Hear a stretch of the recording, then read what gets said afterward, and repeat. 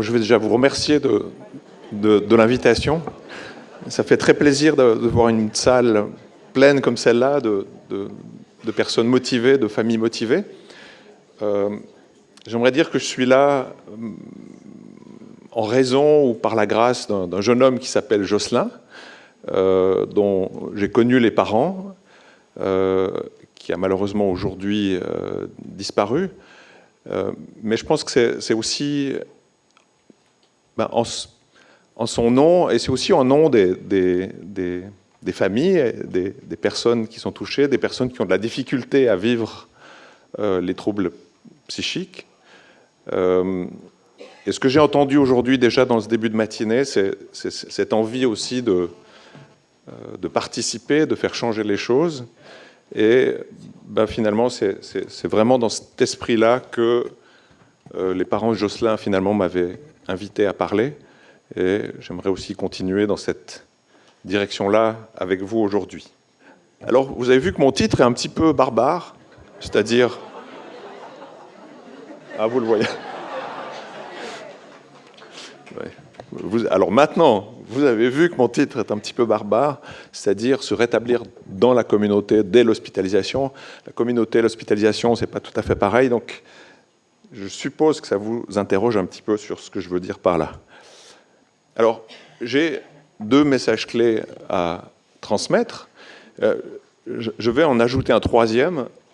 Donc, l'hôpital n'est pas le lieu du rétablissement. Ça, c'est le premier message clé. Et le 2e, c'est qu'il y a des moments critiques, des moments de transition dans la vie des personnes. Et la sortie de l'hôpital, ce qui se passe après l'hôpital, est un de ces moments critiques très importants qui doit être investi de manière vraiment très sérieuse, très intensive, pour aller vers un processus de rétablissement. Le 3e point que j'aimerais transmettre, parce qu'on me dit des fois, oui, mais à Lausanne, vous avez le case management transition, vous avez les équipes mobiles, enfin, etc. Donc, mais chez nous, on ne peut pas faire. Donc, j'aimerais aussi vous transmettre au moins un outil avec lequel vous pourrez repartir chez vous, c'est le plan de crise conjoint. Donc j'en parlerai aussi un petit peu et j'aimerais que vous puissiez repartir chez vous avec quelque chose à travailler avec les personnes avec qui vous collaborez.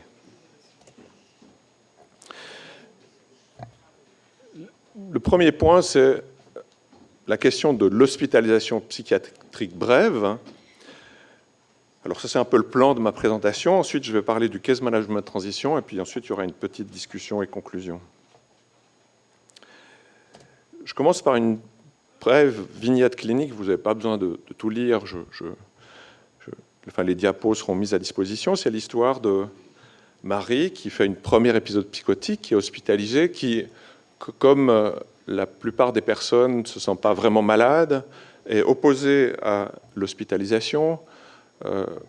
On met pas mal de temps à la convaincre de prendre un traitement. Elle prend finalement un traitement, mais sa compliance au traitement, son observance au traitement n'est pas très bonne. Finalement, elle finit par s'intégrer dans la vie hospitalière, à collaborer avec les autres intervenants. Et puis, après plusieurs mois, au fond, l'idée de la sortie de l'hôpital se pose.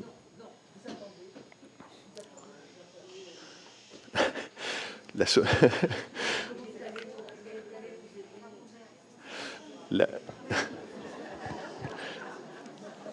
sortie de l'hôpital se pose.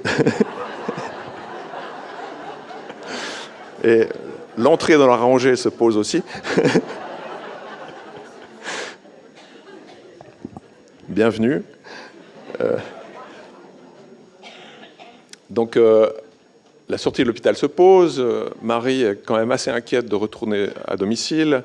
Elle craint le regard de ses voisins. Elle se demande si elle est toujours capable de faire ce qu'elle doit faire, au fond, pour vivre sa vie quotidienne.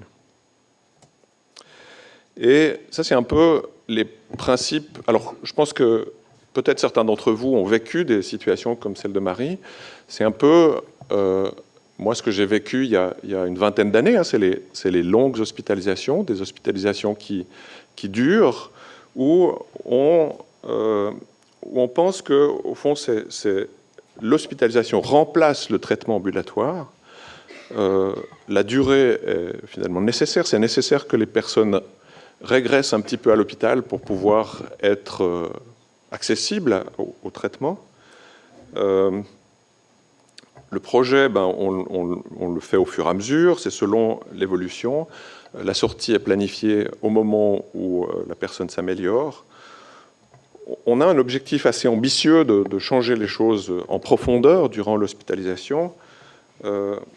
Et ce qui est important, c'est au fond, c'est ce qui se passe pendant l'hospitalisation. La personne se comporte à l'hôpital, les relations qu'elle établit avec les autres, etc. Et aujourd'hui, les situations par rapport à l'hôpital a pas mal changé, puisque vous voyez ici l'évolution du nombre de lits dans les pays d'Europe occidentale, de lits psychiatriques, et puis vous voyez que depuis les années 70, puis ça a déjà commencé avant les années 70, il y a eu une diminution très très importante du nombre de lits, ce qui a aussi pour conséquence une diminution très importante des durées aussi d'hospitalisation. Ça veut dire qu'aujourd'hui, la situation de Marie, elle devrait ou elle pourrait se passer plutôt de cette manière telle qu'elle est décrite là, c'est-à-dire Marie est toujours premier épisode psychotique, elle va à l'hôpital. Dès l'admission, on lui dit que l'hospitalisation va durer 2 à 3 semaines environ. Je ne sais plus ce que j'ai mis. Ah oui, on évalue ses besoins. Elle dit qu'au fond, elle ne se sent pas malade. Par contre, ce qui la préoccupe, c'est vraiment les relations avec ses voisins, parce qu'elle se sent persécutée par eux. Et elle a peur de perdre son logement. Elle accepte ainsi un traitement, parce que du coup, ça veut dire que c'est un objectif qu'elle partage, c'est-à-dire s'entendre mieux avec les voisins. Et alors, en intervenant, là c'est le case management de transition, elle regarde qui fait partie de son réseau, elle établit un plan de crise conjoint, et lors de la sortie, elle est quand même très très angoissée, et pour elle c'est assez difficile de retourner à domicile, surtout que les choses sont restées en suspens pendant son hospitalisation, et puis il y a tout un tas de factures, de courriers. Les choses ne se sont pas très bien passées aussi avant l'hospitalisation, donc l'état de l'appartement laisse un peu à désirer. Donc voilà, c'est un petit peu la situation dans laquelle on peut être aujourd'hui face à une hospitalisation de ce type-là. Et les principes d'une hospitalisation brève sont complètement différents des principes d'une hospitalisation de longue durée. C'est-à-dire qu'on va plutôt limiter la régression, on va planifier le séjour dès l'admission. Le but, c'est pas tellement de guérir complètement à l'hôpital, c'est vraiment d'acquérir juste le minimum pour pouvoir fonctionner dans la communauté. Et les objectifs sont beaucoup plus limités. Et on a des contacts avec le réseau dès l'admission. Parce qu'en psychiatrie, alors, vous connaissez tous le rétablissement. Le professeur Passérieux en a parlé tout à l'heure. L'idée, c'est bien d'aller vers le rétablissement, mais ce n'est pas toujours aussi simple qu'il n'y paraît. Et votre réaction montre que l'expérience du rétablissement ressemble peut-être beaucoup plus à celle-ci qu'à la ligne bien droite que vous avez vue juste avant. Donc, ça veut dire qu'on doit s'adresser à des moments critiques dans la vie des personnes. Il y a des moments extrêmement critiques. C'est les moments, par exemple, de début de la maladie, c'est les moments justement de la sortie de l'hôpital, etc. Et dans ces moments critiques, il faut qu'il y ait de l'aide, il faut qu'il y ait un suivi particulier pour faire face à ces moments critiques. Et en gros, on peut identifier comme ça plusieurs moments critiques. Bernard Pachou va parler tout à l'heure du moment critique du retour au travail. Alors, avec différentes formes de case management en période critique qu'on appelle. Et c'est pour vous dire que le case management de transition que je vais présenter fait partie d'une famille finalement d'interventions en période critique.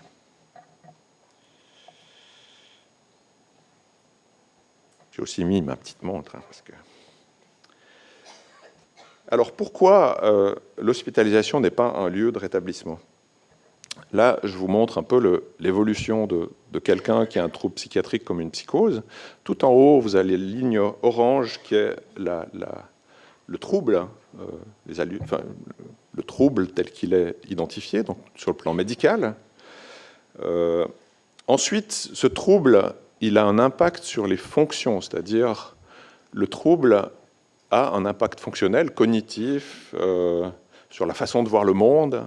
Par exemple, quelqu'un qui délire va se méfier des gens autour de lui, il va comprendre le monde complètement différemment. Donc ça, c'est un impact fonctionnel qui, en psychiatrie, les impacts fonctionnels sont souvent beaucoup plus problématiques que le trouble lui-même. Si quelqu'un entend des voix, c'est pas grave si ces voix ne bouleversent pas complètement sa vie, ne l'occupent pas toute la journée. Dans les enquêtes, dans les populations, il y a beaucoup de gens qui entendent des voix et qui ne sont pas perturbés par ces voix. Et le troisième niveau, c'est le côté social. Et le côté social, c'est tout l'impact social d'un trouble psychiatrique. C'est évidemment, là aussi, beaucoup plus important que l'impact du trouble lui-même, avec divorce, perte de logement, marginalisation, etc. Et on peut traiter les gens sur le plan symptomatique, ça c'est le traitement du trouble. On peut faire de la réhabilitation fonctionnelle, ça c'est ce dont va parler Nicolas Franck en fin de journée, remédiation cognitive. Et puis, il y a toute cette question du rétablissement social qui sont finalement ce qu'attendent les personnes et les familles. Et pourquoi est-ce que l'hospitalisation n'est pas un lieu de rétablissement? C'est justement parce que l'hospitalisation ne s'adresse pas, ou très mal, aux questions du rétablissement social et fonctionnel. C'est très bien pour gérer les troubles, apprendre à gérer les troubles, commencer une médication, mais tout ce qui se passe après du rétablissement social, par exemple, c'est clair que l'hospitalisation est plutôt un obstacle au rétablissement social, puisque ça coupe la personne de son environnement naturel. Ah oui, ce que je voulais dire aussi, si j'arrive à remonter, oui, c'est que l'hospitalisation, c'est un tout petit moment de la vie de la personne. C'est vraiment, même si c'est des hospitalisations longues, ça reste un tout petit moment de la vie. Donc il faut considérer aussi l'hospitalisation comme ce petit moment et qu'il y a tous les autres moments autour. Alors j'en viens à cette question de transition. Parce que quand on parle de sortie de l'hôpital, on pense surtout à un changement de lieu, c'est-à-dire d'un lieu de l'hôpital à un autre, le logement, la famille. Mais cette transition, elle est beaucoup plus large que celle-ci. En fait, c'est pas seulement un lieu, il y a toute une situation qui change. La maladie, ça a un impact sur la formation, l'intégration professionnelle, le statut social. Ça change toute une organisation de vie. Comment est-ce qu'on gère sa vie quotidienne? Comment ça se passe, les relations sociales?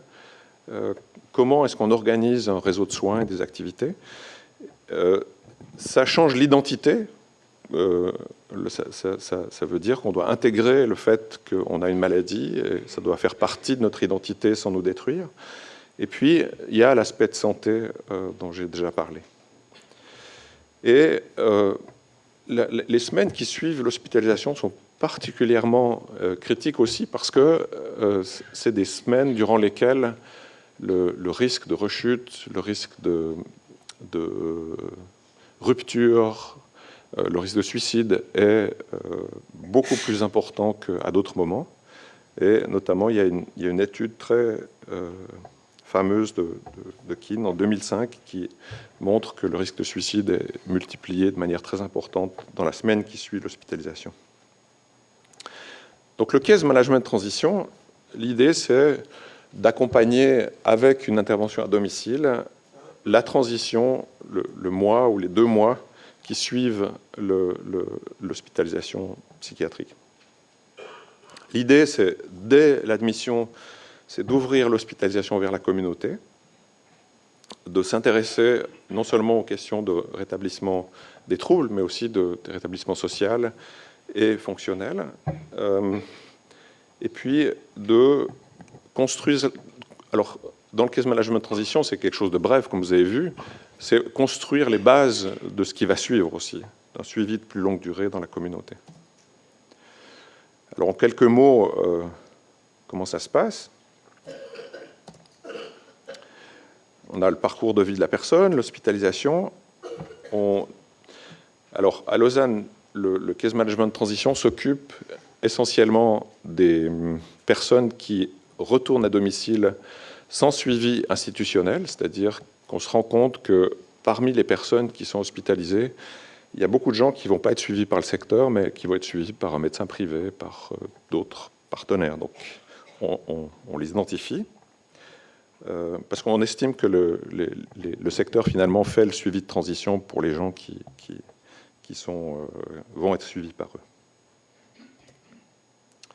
Et vous voyez que le case management de transition va commencer son intervention dès le début de l'hospitalisation. Ce n'est pas seulement à la fin de l'hospitalisation qu'on intervient. On va rencontrer les personnes pendant l'hospitalisation, et là, on fait une évaluation des besoins. Chez nous, c'est un instrument qui s'appelle ELADEB. On va examiner qui se trouve dans le réseau de la personne, le réseau primaire de proches, le réseau de professionnels qui sont impliqués, et éventuellement s'il y a des aspects légaux comme, alors chez nous c'est la justice de paix, c'est une tutelle, c'est des choses comme ça, s'il y a quelqu'un, voilà, d'avoir un plan un peu des ressources disponibles dans le réseau et qui ne s'arrête pas aux ressources professionnelles psychiatriques, hein, qui sont beaucoup plus larges. Et on élabore un plan de crise conjoint qui est le plan que vous devrez, avec lequel vous devrez retourner chez vous. Avec l'équipe hospitalière, on élabore un projet de rétablissement et on a un suivi de 30 jours théoriquement, mais souvent ça va un petit peu plus long après la sortie. Il y a des visites à domicile avec... notamment où on a aussi des entretiens de réseau, c'est-à-dire qu'on accompagne la personne chez le médecin traitant qui va le suivre, par exemple. On aide à gérer, le RAD, c'est le retour à domicile, la crise du retour à domicile, et on tâche de prévenir la rechute. Pour ça, on a plusieurs modalités de suivi, parce qu'il y a des gens qui doivent être suivis de manière très intensive, jusqu'à 2 fois par jour, et d'autres pour lesquels, finalement, les choses se passent très bien. Ce qu'on constate, c'est que c'est très difficile d'anticiper pour qui ça va bien se passer et pour qui ça ne va pas bien se passer, mais ça veut dire qu'on a plusieurs modalités d'intervention. Et puis, ensuite, à 1 mois, on fait le bilan et on transmet les situations pour le suivi à plus long terme. Quelques mots des outils qu'on va utiliser. Donc les outils, c'est l'évaluation des besoins, c'est une auto-évaluation des besoins. L'idée, c'est, alors comme professionnel de psychiatrie, on a tendance à vraiment se focaliser sur la question des troubles et du traitement des troubles. Et l'ADEB, ça élargit énormément le spectre, c'est-à-dire que ça nous intéresse à c'est quoi la priorité pour la personne, les relations sociales, le logement, les finances, qu'est-ce qu'il y a encore, enfin, tout un tas de domaines qui vont bien au-delà des questions du traitement. Et alors ça permet pour nous, psychiatres, de nous décentrer de ce qui est des soins urgents et puis d'être beaucoup plus attentifs à ce qui est la priorité pour la personne. Par exemple, pour Marie, c'est les relations avec les voisins et la crainte de perdre son logement. Elle mettrait ça au centre de ses préoccupations avec cet outil ELADEB. Le deuxième outil qu'on utilise, c'est la carte réseau. Ça, c'est vraiment examiner de manière très systématique qui fait partie du réseau pour éviter aussi que, comme professionnel de psychiatrie, on ne se focalise pas uniquement sur le médecin traitant, l'infirmière à domicile, etc., mais qu'on ait une vision beaucoup plus large, hein, qu'on sache qui sont les personnes importantes, les amis, les proches, etc. Et le plan de crise conjoint, qui est la manière la plus solide, la plus sérieuse de faire face aux crises qui risquent de survenir selon les préférences du patient. Alors ça, c'est un exemple de plan de crise conjoint. Vous voyez que c'est très mal écrit déjà, mais très simple aussi. C'est-à-dire, il n'y a pas de pointeur, mais vous voyez qu'il y a deux écritures. C'est ça qui est important finalement. Il y a deux écritures. Il y a mon écriture, qui est la deuxième. Enfin, il y a l'écriture du patient qui dit description de la situation qui a motivé le suivi. Il dit état désinhibé. Donc ça, c'est lui qui. Voilà.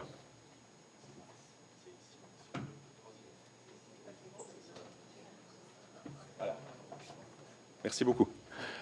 Donc ici, ça c'est l'écriture du patient. Il dit état désinhibé. Et puis dans la discussion avec lui, on complète un peu. Là, c'est un musicien, donc il dit que les concerts pourraient jouer un rôle. Et on parle des autres épisodes de désinhibition. Ensuite, qu'est-ce qui pourrait provoquer un stress qui vous dépasse? Comment ça se manifeste concrètement pour vous? Lui, il dit par exemple, je me sens très bien, parce que c'est un épisode maniaque. Je me sens très bien et j'arrête les médicaments. Classique. Je vois que ça suscite des... Alors, les stratégies personnelles, on en discute parce que lui, il n'en avait pas beaucoup à proposer. À qui on peut demander de l'aide dans l'entourage? Là, il donne une liste de personnes possibles. Et puis, en situation de crise, et c'est ça qui est aussi intéressant, c'est qu'il nous recommande de faire un certain nombre de choses. Là, il dit, j'aimerais voir le médecin tous les jours. Et puis, hospitalisation si je refuse les médications après une semaine. Donc, ce qui est évidemment pas le cas quand il est en crise. Il ne veut pas du tout être hospitalisé. Mais c'est l'intérêt du plan de crise conjoint, c'est qu'on est au calme et on peut dire les choses telles qu'elles doivent être. Et puis ensuite, il y a d'autres choses plus concrètes. Mais vous voyez que c'est très simple, donc vous pouvez tout à fait le prendre avec vous. Et je suis en train de dépasser le temps, je vois que je vais accélérer. Les résultats, c'est qu'on arrive à diminuer le nombre de réadmissions. Ici, c'est les hospitalisations normales sans suivi de transition. Et puis ici, c'est avec suivi de transition. Ma conclusion, je répète, l'hôpital n'est pas le lieu du rétablissement. Ça peut être par contre une fondation du rétablissement. Mais c'est comme quand on construit une maison, si on reste dans les fondations, on est en sous-sol, c'est pas très joli. Donc il faut quand même construire un petit peu la maison. Les semaines qui suivent l'hospitalisation, c'est vraiment des semaines très importantes pour engager un processus de rétablissement. Et puis, il faut vraiment investir cette sortie de l'hôpital comme un moment critique du rétablissement. Et puis, le case management transition, c'est une famille, ça fait partie d'une famille d'intervention. Et puis, j'en ai suffisamment parlé et je m'arrête là.